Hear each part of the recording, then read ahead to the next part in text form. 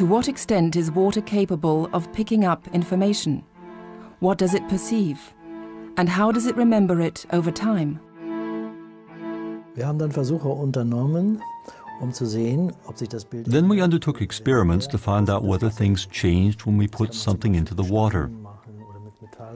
You can do that, for example, with stones, or with metal, or even with living things, such as twigs or flowers.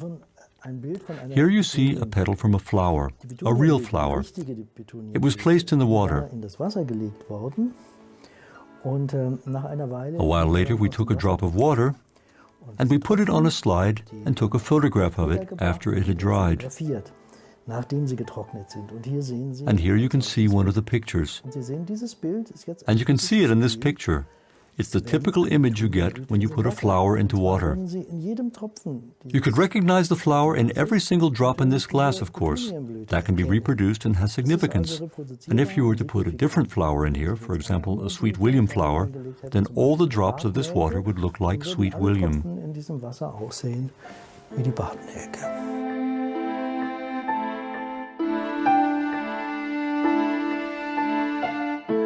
The Israeli scientist Eshel Ben Yaakov uses completely different methods to arrive at the same conclusion. The odor of these plants that we have here can have a very, very strong effect. Not only if I put some leaf into the water, but just the odor which is deposited around has a very, very strong effect on the water.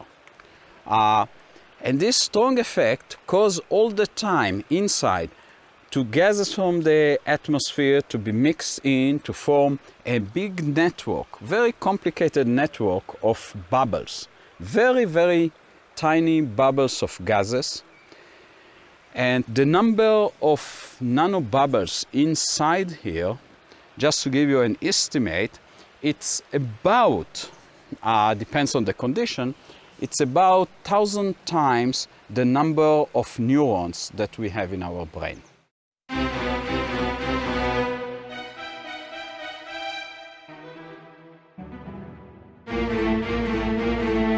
Science and play instinct are often closely connected.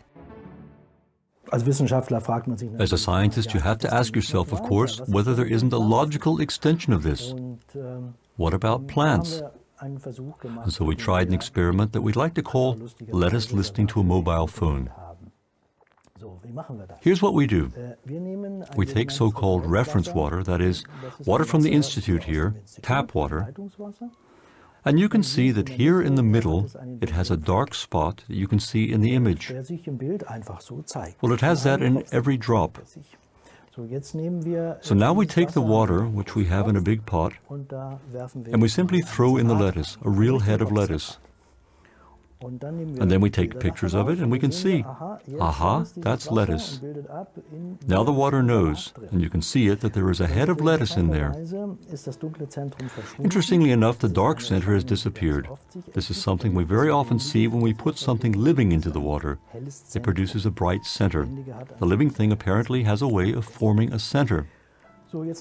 So now we take a second head of lettuce and we let the second head listen to the mobile phone.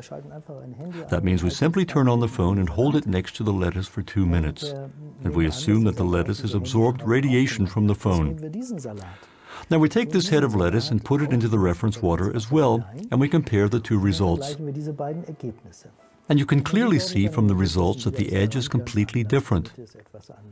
The middle is somewhat different, so you can see that the lettuce was radiated by the phone and picked up the radiation.